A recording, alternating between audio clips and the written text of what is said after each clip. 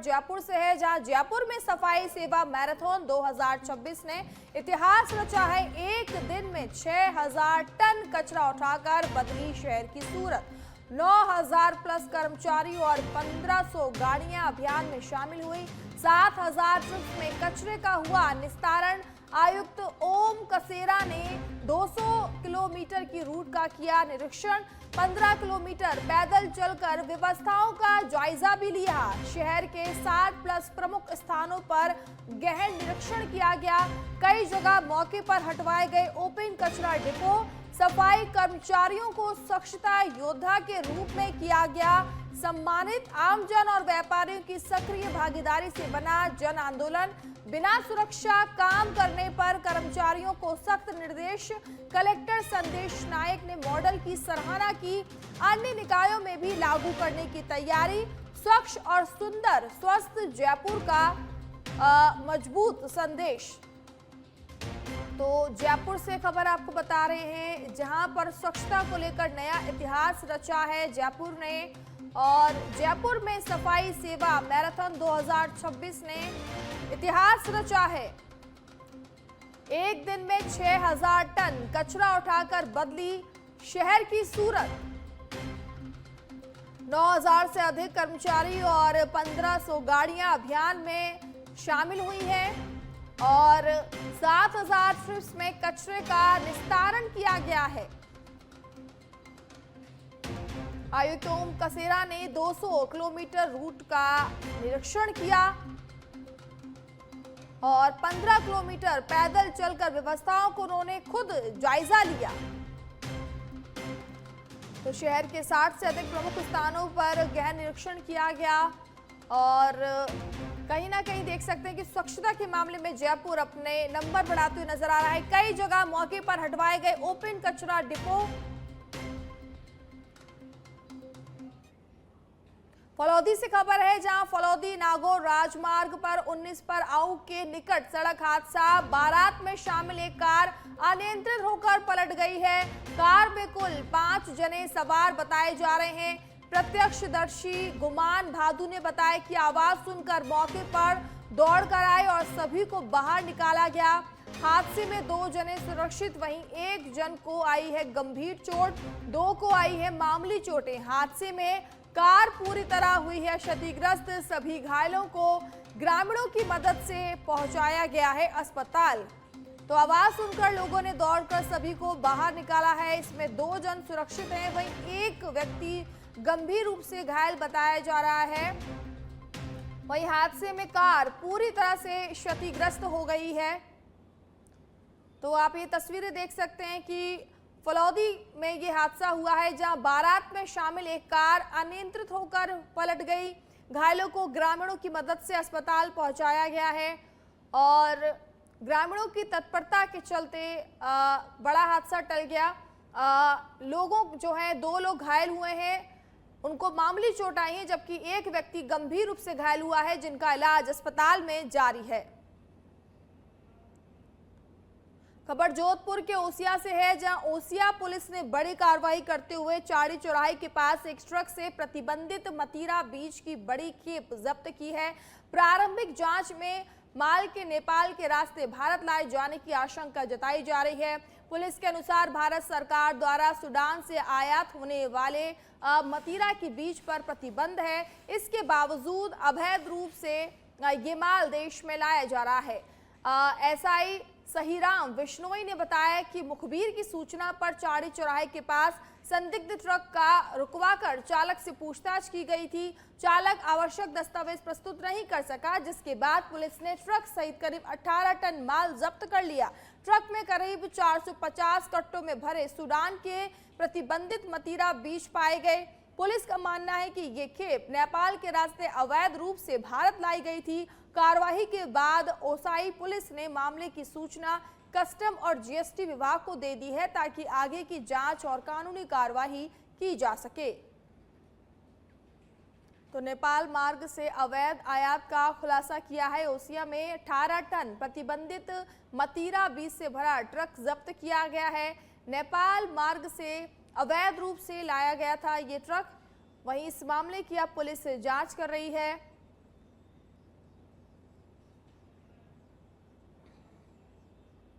अब खबर झुंझुनू से है, जहां रामरख की ठाणी निवासी डेयरी संचालक की आत्महत्या के मामले में आखिरकार तीसरे दौर की वार्ता के बाद सहमति बन गई है। सहमति के बाद आज शव को पोस्टमार्टम कराया जा रहा है। जानकारी के अनुसार रामरख की ठाणी निवासी विनोद कुमार ने बैंक कर्ज और डेयरी व्यवसाय में हुए घाटे के चलते बुधवार रात ट्रेन के आगे कूदकर आत्महत्या कर ली थी। घटना के बाद परिजनों और ग्रामीणों ने बैंक अधिकारियों पर दबाव बनाने के आरोप लगाते हुए विरोध प्रदर्शन कर दिया था और शव लेने से इनकार कर दिया था। शनिवार देर रात प्रदर्शनकारियों और बैंक अधिकारियों के बीच तीसरे दौर की वार्ता हुई, जिसमें आखिरकार सहमति बन गई। समझौते के तहत बैंक की ओर से कुल 34 लाख रुपए के बकाया कर्ज में से 17 लाख रुपए माफ करने और 2 लाख रुपए ब्याज माफ करने पर सहमति बनी है। शेष 17 लाख रुपए बिना ब्याज के 6 माह बाद चुकाने का निर्णय लिया गया है। तो चुनावा में आत्महत्या मामले में अब सहमति बन गई है और तीसरे दौर की वार्ता में परिजन और बैंक पक्ष में ये सहमति बनती नजर आ रही है। डेयरी संचालक की मौत के बाद लगातार विरोध चल रहा था।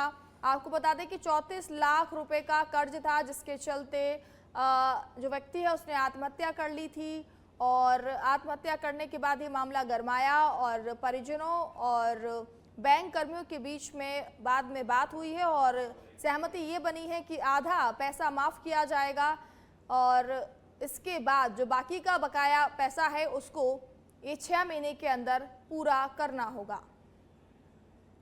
आज जो लोन को लेकर एक व्यक्ति ने सुसाइड कर ली थी, उसके संबंध में अभी प्रोग्रेस ये है कि बैंक के जो प्रतिनिधिगण आए थे और जो धरनार्थी थे, इनके बीच में बैठ के एक सहमति बनी लोन के सेटलमेंट को लेके। तो उन्होंने अपना जो सेटलमेंट किया है उस पर दोनों पक्ष राजी थे। उसके संबंध में जो भी कागजी कार्रवाई है वो बैंक के द्वारा आगे की जाएगी और धरनार्थी उनके द्वारा ये कहा गया है कि हम जो मृतक है उसके शरीर का पोस्टमार्टम करवाएंगे। उसको आज विनोद जी पुनिया के आत्महत्या कांड में चिड़ावा थाने में HDFC बैंक के अधिकारियों और प्रशासन के साथ में हमारी वार्ता हुई। उसमें HDFC बैंक का जितना भी विनोद जी पुनिया का लोन है, करीब 34 लाख रुपए का लोन है, उसमें से 50% लोन HDFC बैंक वहन करेगा। बाकी 50% जो लोन बचेगा वो 6 महीने बाद में उनके परिवार को चुकाना है। इन बातों पर सहमति बनी है। 6 महीने बाद में 2 किस्तों में अब हमारी सहमति बन गई। सहमति के लिए मांगों के लिए मांगों पर हमारी सहमति होगी तो धरना। बांसवाड़ा जिले के आनंदपुरी थाना क्षेत्र के चिकली गांव में रविवार को दर्दनाक सड़क हादसा हो गया। जानकारी के अनुसार बाकड़े की ओर जाते समय 2 बाइकों की आमने सामने जोरदार भिड़ंत हो गई। हादसे में विनोद और सुभाष पिता, जो आपस में जीजा साला बताए जा रहे हैं, गंभीर रूप से घायल हो गए। टक्कर इतनी तेज थी कि दोनों बाइक बुरी तरह क्षतिग्रस्त हो गई और घायलों को गंभीर चोटें आईं। घटना के तुरंत बाद स्थानीय लोगों की मदद से दोनों घायलों को उपचार के लिए नजदीकी अस्पताल पहुंचाया गया, जहां उनका इलाज जारी है। सूचना मिलते ही आनंदपुरी थाना पुलिस मौके पर पहुंची और दोनों क्षतिग्रस्त बाइकों को जब्त कर लिया गया। फिलहाल पुलिस पूरे मामले की जांच में जुटी हुई है और हादसे के कारणों का पता लगाया जा रहा है। सुभाष पितेलाल सिंह, विनोद पितेलाल सिंह। सुभाष पितेलाल सिंह गांव रटुमा छोटा से है। विनोद पितेलाल सिंह गांव कुटुबिया से है। ये जेल जो सराकर समाज जेल में जो बाकड़ा में गई थी शादी में, वहाँ से आ रहे थे रात को और चिकली पुना में चलवी गुंडी के पास में एक्सीडेंट हुआ। 2 बाइकों में टक्कर हुई। 2 बाइकों में टक्कर हुई। सामने वाली बाइक की थी, परवा से कोई बता रहे हैं। ये 2 जने थे? ये दोस्त थे। ये क्या लगते दोनों? दोनों ऐसे दोस्त है। अच्छा, तो कौन से गांव के बताया? सुभाष पितेलाल सिंह गुराटंबा छोटा से है और विनोद पितेलाल सिंह कुटुबिया से। तो ये जेर बाकड़े में गए थे। बाकड़ा में गए। आपका नाम? मेरा नाम देवगढ़। क्या लगता है ये आपके? ये मेरे अंकल का लड़का है, जो सुबह से हो। चाकसू में परशुराम जन्मोत्सव के अवसर पर रविवार को चाकसू कस्बे में भव्य शोभा यात्रा निकाली गई। शोभा यात्रा में बड़ी संख्या में श्रद्धालु शामिल हुए और पूरा कस्बा जय भगवान परशुराम के जयकारों से गूंज उठा। कार्यक्रम की शुरुआत नीलकंठ हनुमान महादेव मंदिर में विधिवत पूजा अर्चना के साथ हुई, जिसके बाद विप्र सेना एवं समस्त ब्राह्मण समाज के तत्वाधान में विशाल जुलूस को रवाना किया गया। शोभा यात्रा में महिलाएं केसरिया रंग की साड़ियों में सिर पर कलश धारण कर चल रही थी, जो आकर्षण का केंद्र रही। वहीं बैंड बाजों की मधुर धुन पर भगवान परशुराम की भव्य झांकी सजाई गई। घोड़ी, पारंपरिक लवाजमे और धार्मिक ध्वजों के साथ महिलाएं, पुरुष और युवा बड़ी संख्या में शामिल हुए।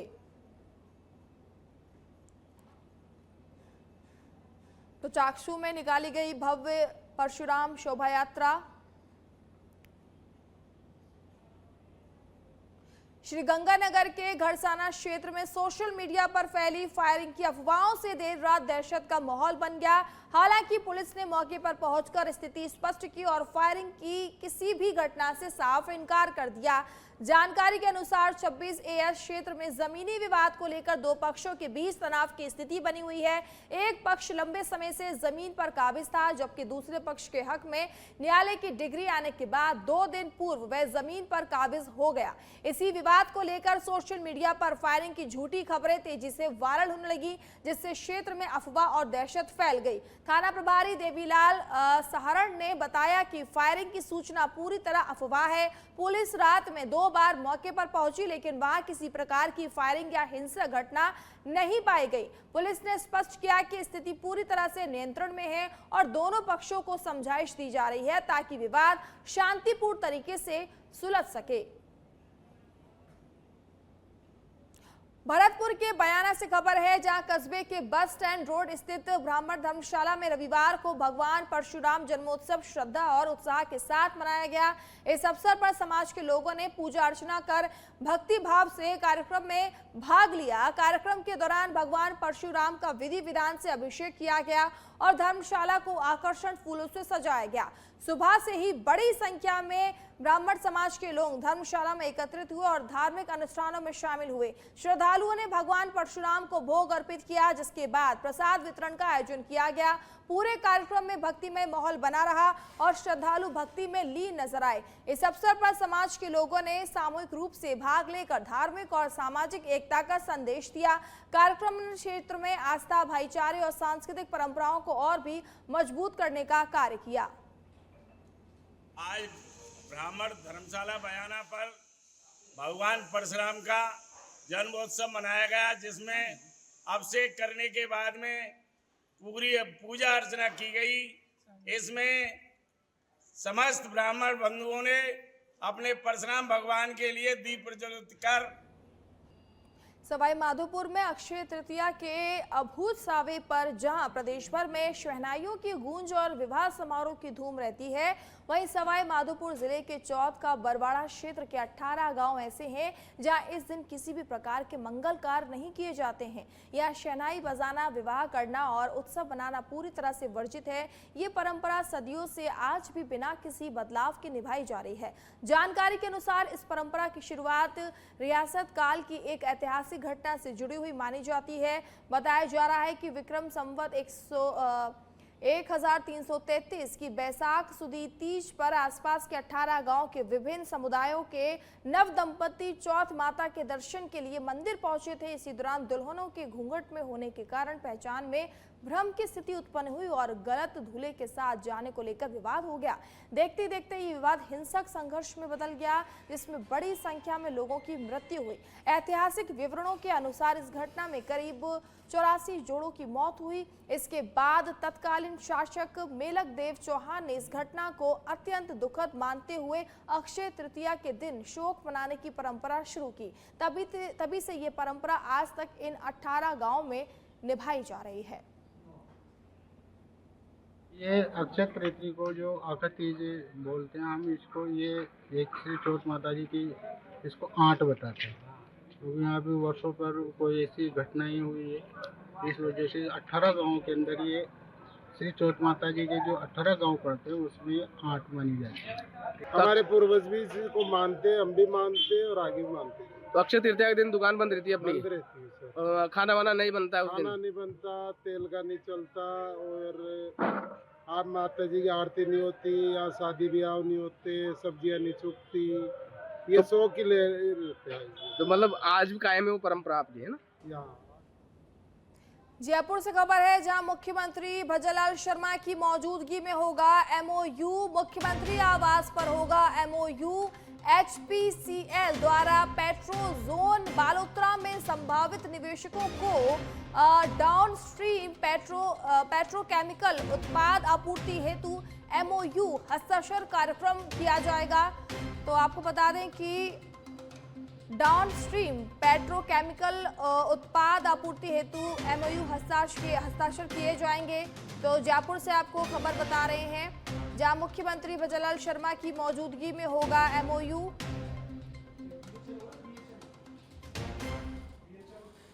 बालोतरा में आखा तीज के पावन अवसर पर बालोतरा में किसानों ने पारंपरिक रीति रिवाजों के साथ उत्साहपूर्वक विशेष कार्यक्रम का आयोजन किया। इस दौरान किसानों ने एकजुट होकर पारंपरिक कृषि कार्यों के साथ सामूहिक भोजन का आनंद लिया।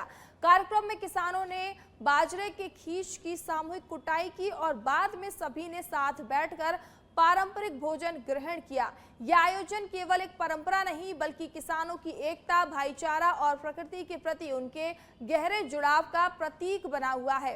अनुभवी किसानों ने इस दौरान आने वाले मौसम के संकेतों पर चर्चा की और नई पीढ़ी को खेती बाड़ी से जुड़ी महत्वपूर्ण जानकारियां भी दी। किसानों ने बेहतर बारिश और अच्छी फसल की कामना करते हुए क्षेत्र की समृद्धि की प्रार्थना भी की। और अब खबर भीलवाड़ा से है जहां भीलवाड़ा के कोटड़ी थाना क्षेत्र के इटावा गांव के पास एक खेत में अधेड़ व्यक्ति का शव मिलने से इलाके में सनसनी फैल गई। घटना की सूचना मिलते ही बड़ी संख्या में ग्रामीण मौके पर एकत्रित हुए। वहीं पुलिस ने पहुंचकर जांच शुरू कर दी। मृतक की पहचान किशनगढ़ निवासी 56 वर्षीय प्रताप बागरिया के रूप में हुई है। प्रारंभिक जांच में मामला संदिग्ध नजर आ रहा है जिससे हत्या की आशंका भी बताई जा रही है। जानकारी के अनुसार मृतक मवेशी चराने का काम करता था और खेत में बने एक छप्पर में ही रहता था। सुबह ग्रामीणों ने छप्पर में शव देखा जिसके बाद तुरंत पुलिस को सूचना दी गई। सूचना मिलने पर कोटरी थाना पुलिस मौके पर पहुंची और शव को कब्जे में लेकर जांच शुरू कर दी है।